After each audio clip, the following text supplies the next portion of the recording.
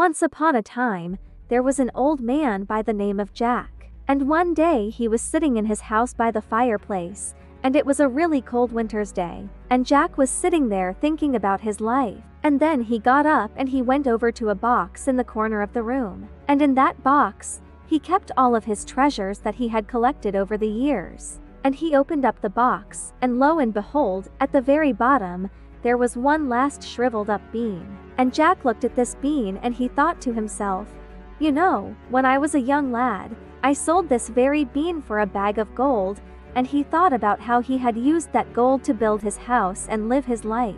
And he thought, you know, I never did ask the giant for forgiveness for taking his bean.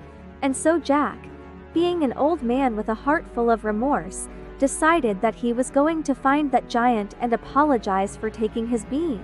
So he put on his coat and his hat and he went out into the world to find the giant. But nobody knows if he ever found the giant. Or if he did, the giant didn't want to listen to Jack's apologies. But every time there's a thunderstorm, people say they hear two giants up in the clouds dancing and singing and having a wonderful time.